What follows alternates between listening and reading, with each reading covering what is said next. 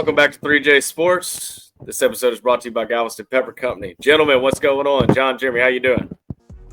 Doing good. Good. All right, let's just jump straight into this junk real fast. First off, holy crap, the Ravens-Cincinnati game was insane. Jeremy, you're lucky as anybody that I've ever seen in fantasy.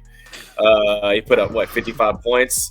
What was the receptions by JaMaar Chase? 264 yards, I know, 3 touchdowns, give or take. Yeah, it was, it was a good pick. Good pick.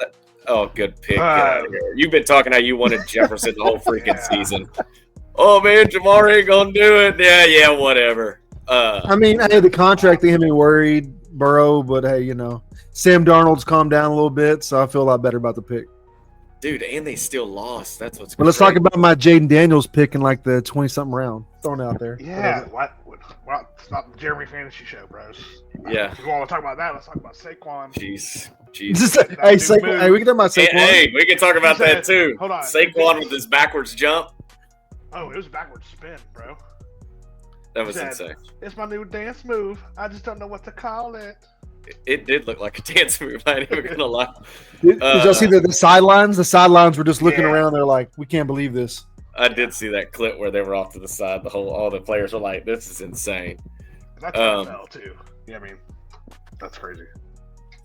So the end of the week with Saquon doing that stuff, and then Burrow getting it started with a loss with his insane game performance-wise, him and Chase. But the Ravens took that. That was wild watching that tonight.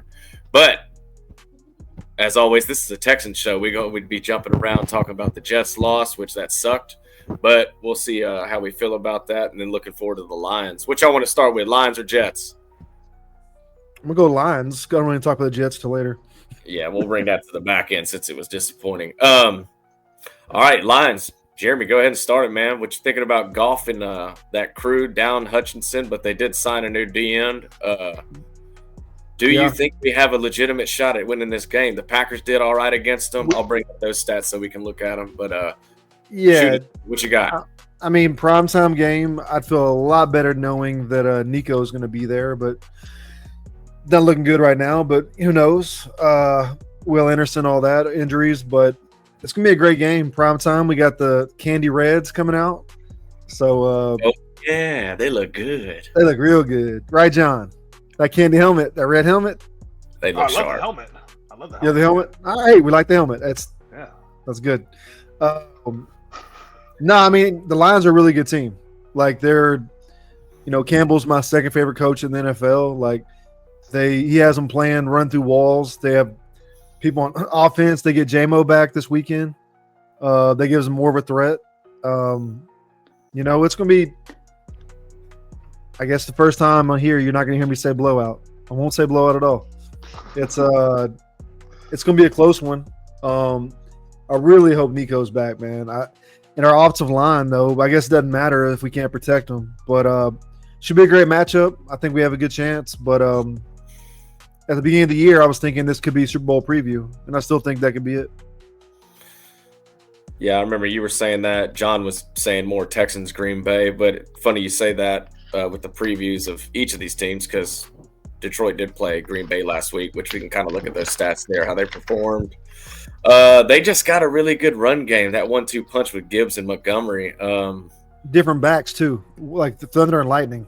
Yeah, what do they call them? Sonic and whatever? Tails? Tails, yeah. They say Knuckles, Tails. That's what it is, Sonic and Knuckles. Yeah. Up here I've been saying, John, what are you thinking about that running game they got over there in old Detroit? Looks good. Yeah. They got two-head monster, like Jeremy said, 2 different running backs. But let's see about who's going to play and who's not. But hopefully we can hold that down. Yeah. Running game down a little bit. I think. Well, who do you got on the? Tell me who practiced today. Nico's situation or what they're saying. Nico is on the. I may have interpreted this wrong. Something non-designated, so what he was on the 4-week IR, I guess. Yeah. So I'm not exactly sure what that means, but he did not practice. So not designated to return as we know it. But I don't know if that means he can play though, right? It'd be a long shot the way that's right. looking. But by the rules, Anderson Jr. did not practice. Pierce did not practice. We had Aziz with limited practice, and we had Ward limited practice as well to touch on some of the main injuries going on. It'd be nice to see Ward and Aziz back out there. I'm not even gonna lie, Especially Aziz. Yeah, he's just a leader on that defense. And I mean, when we're just dealing with this offense that Detroit has, I mean, obviously Goff has just been just doing his thing, which it's good to see for Goff, just because he, with the Rams then get trading away. But I mean, I just don't want him to do well against us. No. But I mean, and it's not like he's put up like unbelievable numbers, but he's just been consistent and getting the job done and really been just handling business. I mean, he had only 145 yards passing last week, but 109 rating. But he's just throwing the ball everywhere. Everybody's getting the ball. And then the run game's pretty solid. They had 32 rushes, 124. It's definitely a good defense too. I mean, like you said, Campbell's a great coach and he's a player's coach. But what do you think about their defense, Jeremy, with Hutchinson out? I mean, obviously it's a big hole to fill. Like I feel a lot better knowing he's not there. But like I said, Campbell, he's a lot like D'Amico. Like he has some guys ready. Yeah, I mean they're good on both sides of the ball. Obviously they're not as much, as dominant without Hutchinson. But they made they traded for somebody, right? Zadarius Smith from the Browns. Yeah, and he's solid. He's a good pass rusher. Like they're just, yeah, man. It's gonna be a good game. But honestly, our offensive line, I want to see what they're going to do with that. Are they going to move Howard to guard, put Fisher at tackle? Or are they rolling with Patterson? Like what's going on with that? Because if CJ didn't have any time, then that defense is going to eat, unfortunately. Which now that we know who's kind of practicing and this and that, John, are you disappointed we didn't do any moves? Because that was kind of one of the things I wanted to touch on was, did y'all think we needed to make a move for a receiver? Or obviously a lot of people were screaming for offensive lineman moves. Did you think we should have done anything, or are you kind of okay with them trusting the process of what we got going on? What process? The O-line coach came out and was like, we can fix this. This is the things we got to do to get it fixed. Do you think it's fixable? Right. So I don't think, first of all, I don't know who was out there, to be honest, as anything realistic as far as offensive linemen. Beyond that, I'm not really concerned with them. Receiver, I don't think once we get Collins back, I think we'll be decent. Obviously, huge losing Diggs, but yeah, it's just the O-line, man. Like Jeremy said, Dan Campbell's a lot like D'Amico Ryans. He's gonna get him ready to play. Well, he needs to do something different to get the offensive line ready to play because it's crazy. And like Jeremy alluded to, also who they're gonna switch, on offensive line. What you're trying to do. Yeah. I mean, does it really matter? I mean, they're getting freaking blown up. And I mean, in all reality, yes, those are things taking concern. But it's like, yeah, I don't think. I think we lose this game. I mean, we need to get. That's your prediction on this one. I mean, I think we got to. Not like we're going to predictions right away, but yeah, I just don't see. I mean, with their team against, we can't protect CJ, and we're down Nico. So I'm looking at. And if Will Anderson plans, but yeah. So we should get healthy and figure out the O-line. But yeah, I'm not looking forward to it. I'm a little nervous. Yeah, I'm hoping we can make this a game, even though we are banged up. I mean, that's the best way to put it. Our team's kind of getting injuries suck. Yep. Obviously, what everybody knows, Nico's down. Stefan's out. The defense is banged up since the beginning. We haven't had everybody in there at once, all together, rocking and rolling. Yeah.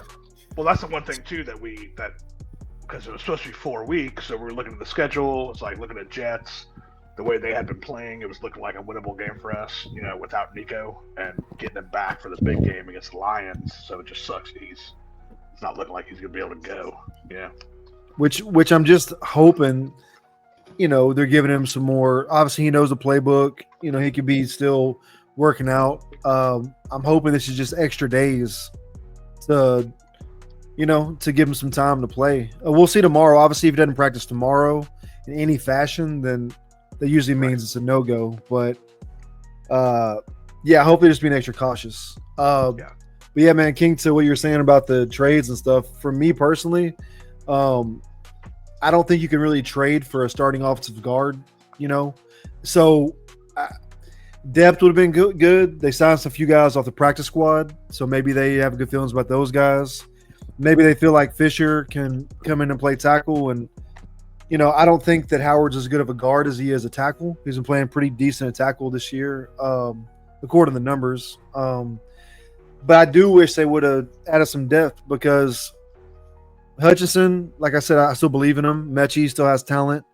And, like John was saying too, I guess we're really not going to know what we have in those guys. If he has no time to throw, he can't get to his second, third read. So it's not necessarily – I was listening to Sports Talk Radio today, and they were talking about Hutchinson and Mechie not stepping up.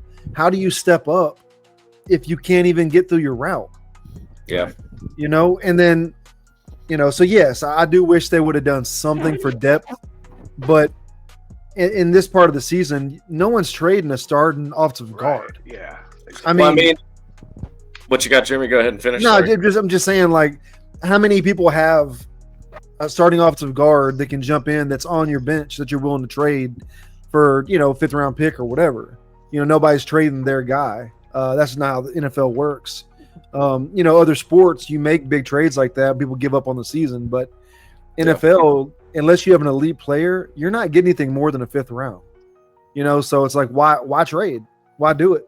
Why put your team in jeopardy? So, yeah, I mean, I was hoping we would do something, maybe even just another receiver, or honestly, a returner would have been nice. They could play a little bit of receiver, but it is what it is, man. I still trust Casario. I still trust the team, but it's we got to get healthy, man. Yeah, I mean, it really did kind of show with the Jets game. I mean, Tank Dell did play well. Yeah, he did. He stepped up. He did do. He had some big catches. Robert Woods had a couple. And I mean, Mixon did his thing. I'm just. I don't know if it's just CJ's. I mean, 126 of Tank's yards, all of his yards, and Stroud threw for 191. So almost all of his passing yards were to Tank. And those are a lot of yards after catch too. I mean, hey, he almost had a touchdown catch if he wasn't held in the end zone. Why he had to pass interference on the quarterback? I'm just saying. Mixon throw. Should we try to get CJ out the pocket quicker? I don't even what pocket? What's safe for him? Like you could throw quick screens all game. I don't know. Yeah, which I mean, I give it to the Jets. Dadgummit, Aaron Rodgers, you actually played well, and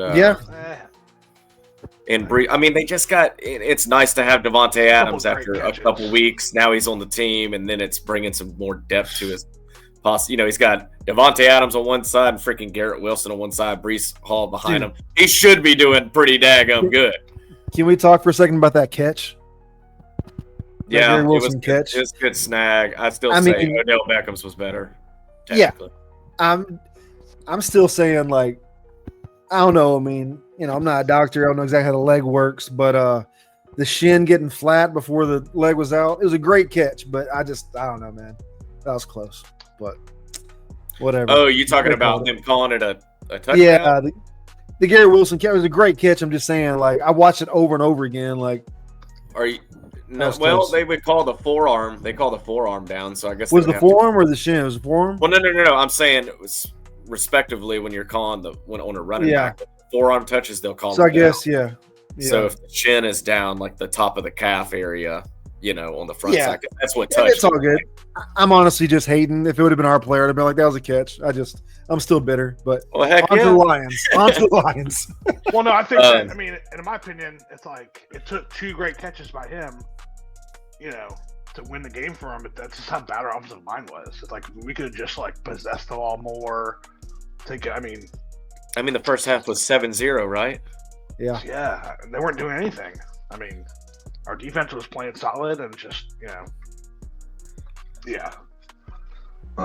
Upsetting loss, for sure. Yeah. What did the game end? 21-13? Yes. Yeah. Yeah, 21-13. It ruined my Halloween, I'll tell you that.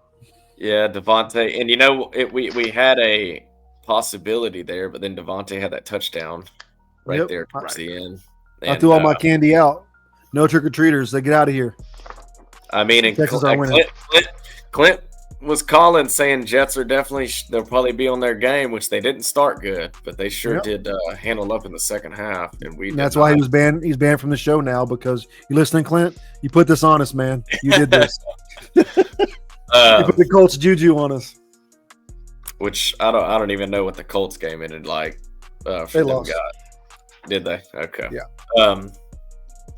But yeah, they had the Vikings, so they had their hands full. I think they were kind of fighting for a second, but it was close. Yeah, it was close. Jefferson did his thing. Which, speaking of that, because I know we wanted to, we'll come back to Lions again. But speaking of these number one great catches by Garrett Wilson, Devontae Adams doing his thing, and speaking of which, I think Nico, if he was playing, he'd be top receiver in the league. Yep, he was when he went out. Little side note, I just want to hit these points real quick. Jeremy, top 5 receivers all time. I've been arguing with guys at work, and Andreas keeps putting Dez Bryant in his top 5, which I cannot even. Dude, I don't know Andreas, and if he's listening or not, but bro, like, what? Dez Bryant? Come on, man. He puts it in his top 5. Jeremy, top 5 receivers all time. Hit me. All right, this is my top 5. You going 1 to 5 or 5 to 1? 5 to 1. Okay. So this is my top 5. Okay. Jacoby Jones. So, Andre Johnson. Hey, I'm gonna say this. Okay. People might say, "What are you talking about? You're just a Houston homer." All right. Andre Johnson at 5. You give him a career. You give that man a career. No offense to Matt Schaub. You give that man Peyton Manning, any elite, Tom Brady, any of these guys, Matt Stafford. You give him any of these guys for a full career, he's blowing out all the numbers. Like, they even had Michael Irvin the other day on one of the shows. He was talking about if you're building a perfect receiver, what's size-wise, who's the top guy? And he said, man, I went to Miami. I saw Andre Johnson walk across the room. I was like, that's how they're making him now? He's 5. What he could do with his speed and power, just how he handled the game, that's my 5. All right. 4, didn't have a long career, but he was had a great time while he was here. Megatron. Nobody else had that speed. Salute to the Lions there. Had that size. Like, he could do stuff. Plus, he had what he said, 1,900, almost 2,000 yards, holds a record. No one could do what he did. Went out like another legend. Sanders going out after 9 seasons. So I'm gonna go him 4. And then to me, everybody can argue the 4 and 5. To me, the 4 and 5 you can argue. I could have put Fitzgerald in there. Didn't ever catch a ball. I think he had more tackles than drops in his career. Right? Just an honorable mention, Larry Fitz. 3. Here's your 3 spot. 3. Man, top 6 or top? No, I'm just saying honorable mention. I had to throw it in there. I'm just saying. Okay. I said 4 and 5. You can kind of, whatever. But the top 3, you can't argue this. It might different 1, 2, 3, but the 3 is all the same.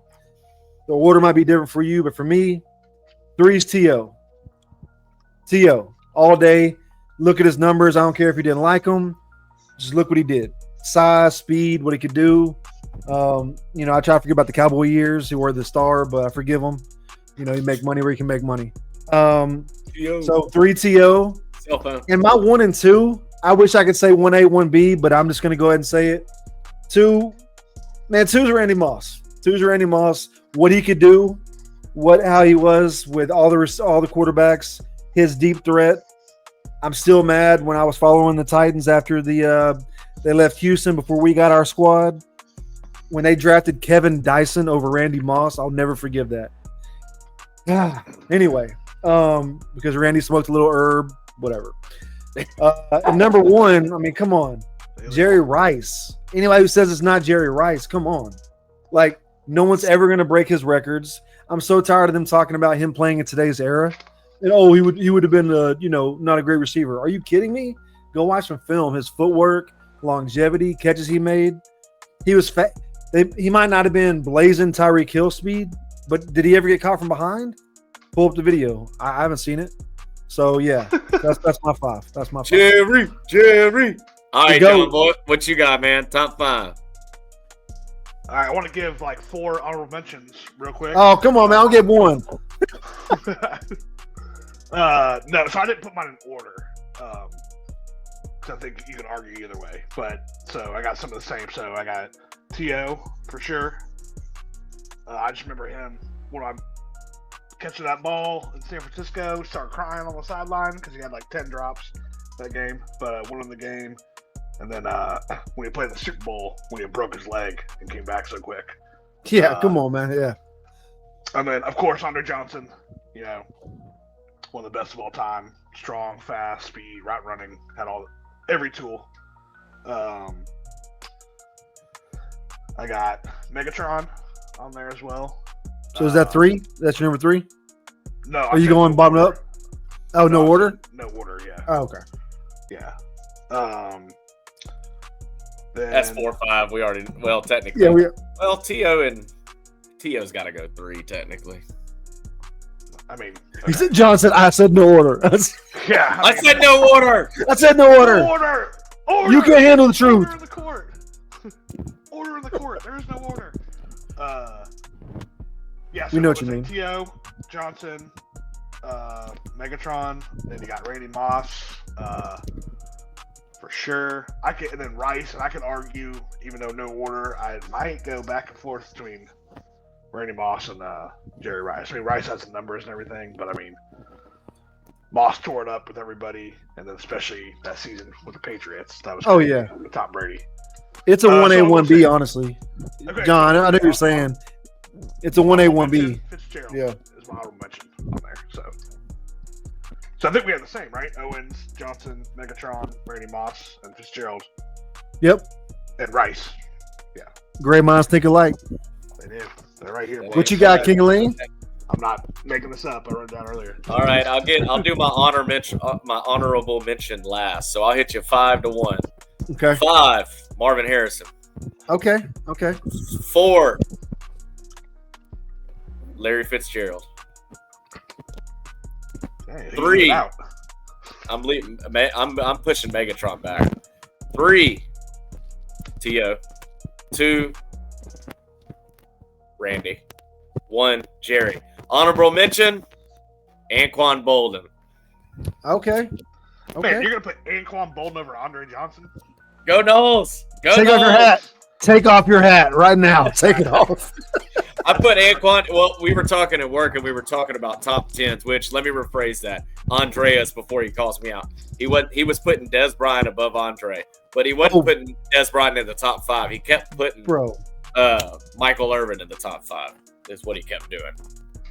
He never even saw Michael Irvin play. Come on. I know. Des Bryant. But we were talking top 10s, and he wouldn't put Andre Johnson. I was saying Andre Johnson in my receivers are top 10. He's in top 10 for sure. Just like I would put Ocho Cinco in there. You know what I mean? He was unbelievable. So, King, can I ask you a question? If Andre had Peyton Manning like Marvin Harrison, do you think that he has the same or better numbers? Oh, he's probably in number 3 spot. Yeah, with that. Yeah. Well, that's crazy too. I mean, that's crazy even with Peyton Manning, in my opinion, not trying to be rude, that you put Marvin Harrison over Andre Johnson. I mean, I don't even think Marvin Harrison. He was a beast. Look at the stats. Well, I guess same thing. Yeah, he had Peyton Manning his entire career, one of the all-time leading quarterbacks. They were but unbelievable. I guess what I'm trying to say is I would put him the same way you're putting Andre Johnson. I put Harrison top 10, but not top 5. I think Andre would have been, if he had actually had a quarterback, his stats would have been unbelievable. Well, he had unbelievable stats too. I mean, even more unbelievable with horrible quarterbacks. Well, he had Shaw the 1 year, but he didn't have anybody else. But I love old Anquan Bolden. We were talking today about a bunch of them. I said I love old Anquan, but Larry Fitzgerald was just something else to watch. Megatron is up there, but really 1, 2, 3 are a lock. Everybody else, it doesn't even really matter in my opinion. You can just put them where they are in the top 10. They're all so equal. Who's your 1, 2, 3? Jerry Rice, Randy Moss, and then Tio in that order. 1, 2, 3. Okay. I think that 3. It's hard to argue anybody with those 3. And really, yeah. And I'm just doing some shade because we're playing the Lions this week. That's why I moved Megatron back some. But Megatron would probably be in the top 5, and then I would love to say Andre, but I'm gonna have to push him back just a little bit. I'd say Larry Fitzgerald after Megatron, but I gave you the ones I gave. Then Marvin Harrison, then Andre, then Ocho are all in that area. But Andre is better than Ocho. Andre is better. I agree with you at that Marvin Harrison greatness for sure. I will. Can I give one more honorable mention? Just one more. Of course. We're talking receivers. I love it. Listen. Okay. I know he's a polarizing figure now, and ever since that Vontaze Burfict hit, he's been not right in the head. But you give me peak Antonio Brown at his peak, if he could have continued that, for a little longer, like he was on his way to be a top 10 guy. So I remember those years with Pittsburgh, like it was crazy. And then I would like to say greatest white boy receiver. Got to go. I was young, but I remember seeing the great Steve Largent play.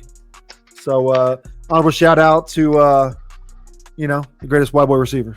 Well, a lot of people say Tim Brown. A lot of people say Isaac Bruce. Yeah.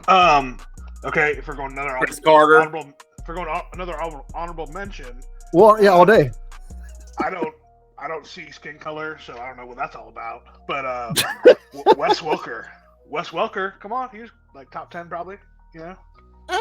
Of white Who guys, would you rather? Who would you rather, Edelman or Welker? I'm taking Edelman. I mean, I don't know. Edelman, the double clutch catch. You remember that? The double clutch. That was insane. I'm taking Kevin Walters.